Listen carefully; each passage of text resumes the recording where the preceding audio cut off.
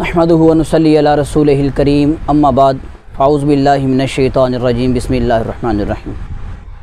मोअज़्ज़िज़ सामाईन, आप तमामी अहबाब को बखूबी इसके बारे में पता है जो इंडिया में वो औरत ने जो गुस्ताखी की रसूलुल्लाह सल्लल्लाहु अलैहि वसल्लम की शान में, उसके बारे में तो मैंने एक क्लिप रिकॉर्ड करके जो है सोशल मीडिया पे अपलोड किया है। लेकिन अब जो ये क्लिप जो मैं रिकॉर्ड कर रहा हूँ ये उस हवाले से ही है, लेकिन ये उसके लिए नहीं है। ये क्लिप पाकिस्तान का एक बंदा है और अब मुझे बड़े दुख के साथ ये कहना पड़ता है कि ये जो मामला है इस इंडिया की उस गुस्ताख औरत के बारे में, इस मामले के अंदर अब ये तो बड़ी अच्छी बात है कि पूरे अरब ममालिक जितने भी हैं सारों ने उसके ख़िलाफ़ एक्शन लिया। पहली दफ़ा सारे अरब ममालिक जो हैं इकट्ठे एक प्लेटफॉर्म पर खड़े हुए, कदम के साथ कदम मिलाकर, कंधे के साथ कंधा मिलाकर सारे खड़े हुए, सारों ने उसके ख़िलाफ़ बात की। लेकिन जहाँ पर सारे अरब ममालिक उसके ख़िलाफ़ बात कर रहे हैं, हालांकि उस पार्टी के ऊपर जब ये इतना ज़ोर डाला गया, उस पार्टी को घुटने टेकने पर मजबूर किया गया मुस्लिम ममालिक की तरफ से, लेकिन अफसोस की बात यह है कि हमारे इस पाकिस्तान में से ही एक शख्स जिसको लोग जो हैं जानते हैं मिर्ज़ा जेलमी के नाम से, खैर उसके और भी बड़े नाम हैं, लेकिन मिर्ज़ा जेलमी के नाम से इसको लोग बड़ा जानते हैं। इसने क्या किया, वो कहता है कि जब आप उस लाइव शो के अंदर बैठ के उन हिंदुओं के मज़हब के बारे में बात करेंगे तो फिर वो हिंदू जो हैं जवाबन आपके मज़हब के बारे में बात करेंगे। वो कहता है जी जिस औरत ने गुस्ताखी की वो आपके अपना कसूर है, मुसलमानों का कसूर है, मुसलमानों की वजह से, मुसलमानों की अपनी गलती है कि उसने रसूलुल्लाह की शान में गुस्ताखी की। अस्तगफुरुल्लाह नऊज़ुबिल्लाह। यहाँ तक वो बंदा कह रहा है, इससे बड़ा घटियापन इंसान में क्या हो सकता है कि एक उसके रसूलुल्लाह की शान में गुस्ताखी हो रही हो और उसका कसूरवार भी मुसलमान को ठहरा रहा हो। इससे बड़ा घटियापन क्या हो सकता है। और फिर यहाँ तक नहीं, वो कहता है जी आप वो क्लिप उसका उठा कर देखें, उसके अंदर मुसलमानों ने हिंदुओं के ख़िलाफ़ बात की है। मैंने बजाते खुद का क्लिप देखा, मेरी नज़र में कोई नहीं आया, शायद मेरी नज़र से ना, मैंने जो है गौर से ना देखा हो, लेकिन मेरी नज़र में वो क्लिप जो है नहीं गुजरा। ना कोई ऐसी बात है उस टॉक शो के अंदर, जो भी था वो न्यूज़ पे था, जिधर भी था, जहाँ पर बैठ के आपस में बहस मुबासा कर रहे थे, वहाँ पर मैंने कोई बात नहीं सुनी कि किसी मुस्लिम ने उनके हिंदुओं के बारे में कोई बात की हो। राय के बराबर भी किसी की मैंने बात नहीं सुनी, किसी ने उनके बारे में कोई गुफ्तगू की हो। उसने जवाबन रिप्लाई में उसको जो है हमारे आका सल्लल्लाहु अलैहि वसल्लम की शान में गुस्ताखी की। किसी ने कोई ऐसी बात नहीं की। हाँ, मिर्ज़ा साहब ने अगर देखी है, मिर्ज़ा जेलमी मिर्ज़ा साहब ने अगर देखी है वो कोई ऐसी रिकॉर्डिंग तो दिखाएं, सामने लाएं। सिर्फ मनगढ़ंत बातों से मुसलमानों पर इल्ज़ाम ना लगाएं। और फिर ये कहते हैं जी ये लोग, ये जो आम दूसरे उलमा कहते हैं जी ये दीन के जो हैं बड़े मुखालिफ हैं, ये आपको बड़ी गलत चीज़ें सिखा रहे हैं, ये दीन के मुखालिफ हैं। अरे इससे बड़ा दीन का मुखालिफ कौन हो सकता है जिसको रसूलुल्लाह की बात जब आए तब तो उसे कोई जो है वो गुस्सा ना आए, लेकिन जब उसके अपने ऊपर कोई बंदा बात करे तब इसे गुस्सा आ जाता है।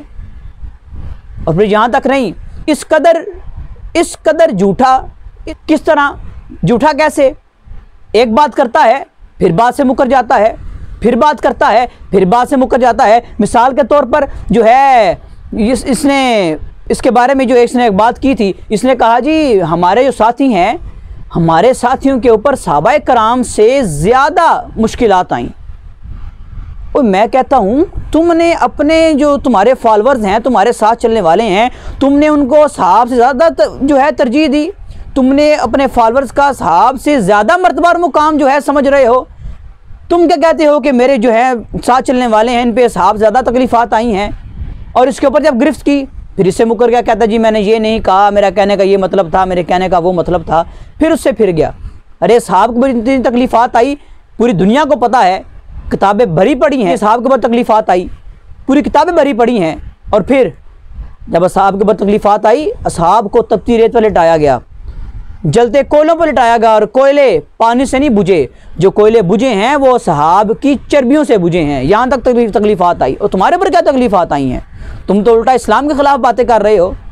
और फिर कहता है जी उसने माफ़ी मांग ली है, उस औरत ने माफ़ी मांगी, हाथ जोड़ जोड़ कर माफ़ी मांग रही है, जज्बात में आकर उसने रसूलुल्लाह के बारे में ऐसे बात की। वो कहता है ये जज्बात में आकर बात की, उसने माफ़ी मांग ली।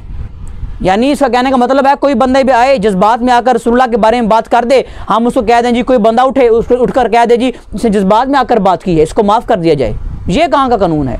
और अगर کوئی بندہ اس کی مرزا جیلمی کی بات مان لیتے ہیں، اگر اس نے معافی مانگ لی تو کیا آیا ہم اس قانون کو رکھیں گے سامنے کہ کوئی بھی بندہ اٹھے، عورت اٹھے، مرد اٹھے، کوئی بھی بندہ اٹھے، رسول اللہ کی شان میں گستاخی کرے، بعد میں معافی مانگے؟ جی کیا ہوا جی، میں نے معافی مانگ لی ہے جی، غلطی سے ہو گیا، اس معاملے میں کوئی معافی نہیں؟ کیوں؟ رسول اللہ کا معاملہ ہے۔ اور پھر اس قدر جھوٹا انسان، اس قدر بات سے پھرنے والا، اس نے اتنی جو ہے بادیانی اتنی باتیں کی، جب قادیانیوں کی بات آئی کہتا ہے جی قادیانی جو ہیں ہم سب کے نزدیک تو کافر ہیں، ہم کہتے ہیں کافر۔ تو اس کے بارے میں یہ کہتا ہے جی قادیانی جو ہیں یہ اہل کتاب سے بہتر ہیں، قادیانی جو ہیں اہل کتاب سے بہتر ہیں۔ جب اس کے اوپر گرفت کی گئی پھر بات سے مکر گیا، جی میں نے یہ کہا، میں نے یہ نہیں کہا، پھر اگلے دن ویڈیو بنا کر چڑھا دی، میں نے یہ نہیں کہا، میرا کہنے کا یہ مطلب تھا، میں نے یہاں سے بات کی، حالانکہ ہر چیز نیٹ پر موجود ہے، ہر چیز نیٹ پر موجود ہے۔ اور پھر اگلی بات، اس قدر اپنی بات سے پھرنے والا یہ انسان یہ کہتا ہے کہ حضرت ابوبکر صدیق رضی اللہ تعالیٰ عنہ آپ کی صحابیت کا جو شخص انکار کرے، اس کا یہ جو بیان ہے یہ نیٹ پر موجود ہے، نیٹ پر اس کا بیان موجود ہے نیٹ کے اوپر، کہ جو آپ کی صحابیت کا انکار کرے، حضرت ابوبکر صدیق کی صحابیت جو ہے قرآن سے ثابت ہے، اب کوئی شخص حضرت ابوبکر صدیق کی صحابیت کا انکار کرے گا تو وہ کافر ہو جائے گا۔ یہ اس کا بیان چند سال پہلے تھا، اور اب کا اس کا کیا بیان ہے؟ اب کہتا ہے جی کوئی حضرت ابوبکر صدیق کا انکار کرے گا تو وہ کافر نہیں ہوگا۔ ہاں اب آپ یہ نہ کہے گا میں ساری باتیں ایسی کر رہا ہوں، ثبوت نہیں، ثبوت کے سارے ایویڈنس پاس ہیں، ہر چیز کی موجود ہے، ویڈیو ثبوت سارے پاس ہیں، لیکن مثال کے طور پر ایک ایویڈنس کے طور پر ایک میں ویڈیو آپ کو دکھانا چاہتا ہوں، وہ دیکھیں، ساروں کے ایویڈنس میرے پاس موجود ہیں، لیکن ایک میں دکھاتا ہوں تاکہ آپ کو پتہ لگے کہ ایویڈنس کے بغیر نہیں بات ہو رہی، ایویڈنس پاس ہیں، ثبوت سارے پاس ہیں، پروف سارے پاس ہیں، صرف ایک دکھانا چاہتا ہوں حضرت ابوبکر صدیق کے بارے میں کیا جھوٹ یہ انسان بول رہا ہے۔ اب چونکہ سیدنا ابوبکر صدیق رضی اللہ تعالیٰ عنہ کی صحابیت قرآن سے ثابت ہو گئی ہے پرٹیکولر، اس لیے آپ رضی اللہ تعالیٰ عنہ کی صحابیت کا انکار کرنے والا کافر ہے۔ تو اب حضرت ابوبکر کا انکار کرنے سے وہ اسلام سے نہیں نکلے گا۔ یہ دیکھیں، یعنی پہلے ان کا بیان تھا کہ رسول اللہ کے جو صحابی ہیں حضرت ابوبکر صدیق، آپ کی صحابیت کا جو انکار کرے گا وہ کافر ہو جائے گا، اور بعد میں کیا بیان آیا؟ جی اگر کوئی انکار کرے گا تو کافر نہیں ہوگا۔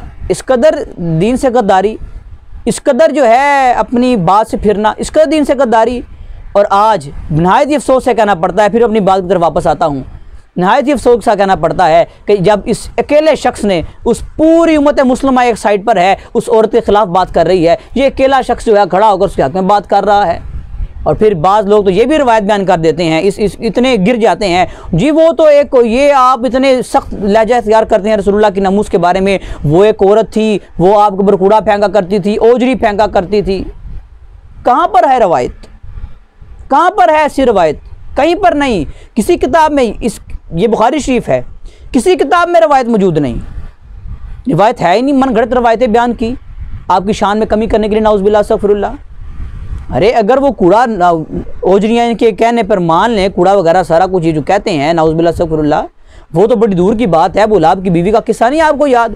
وہ کانٹے لے کر آتی تھی، آپ کے رسے میں بچھانے کی کوشش کرتی تھی، پھر ایک دن وہ تو کانٹے ہیں، کانٹے، رب کو کانٹے پھینکنا گوارا نہیں ہوا، جب وہ ٹیک لگا کر بیٹھی تھی تو کانٹے کی رسی جو ہے اس نے یہاں پر باندھی، کٹلے کی رسی یہاں پر رکھی، ٹیک لگایا تو جو ہے فرشتہ آیا، اس نے آ کر جھٹکا دیا، رسی اس کے گلے میں آئی، گلے میں آ کر کیا ہوا؟ وہ جو ہے گٹھلی تھی اس کی، کانٹوں کی بڑی سی گٹھلی تھی، وہ ڈھلوان پر تھی، نیچے گری، رسی گلے پر پھنسی اور وہ مر گئی۔ ارے اللہ تعالیٰ کو تو وہ کانٹے بچھانا بھی پسند نہ آیا، تو تم کہتے ہو کہ اتنا معاملات ہیں، کوڑا پھینکا، اجری پھینکی، یہ وہ، میں اس بحث میں نہیں پڑھنا چاہتا، لیکن بات صرف اتنی ہے، خدا اس بات پر غور کریں کہ ہمیں اگر اپنی ذات پر غصہ آتا ہے، کوئی ہمارے بارے میں بات کرے غصہ آ جاتا ہے، ہمارے گھر والوں کے بارے میں بات کرے غصہ آ جاتا ہے، تو ہمیں رسول اللہ کے بارے میں کوئی شخص بات کرے تب کیوں نہیں غصہ آتا؟ اللہ کی بارگاہ میں دعا ہے کہ اللہ تعالیٰ ہمیں صحیح عاشق رسول بنائے۔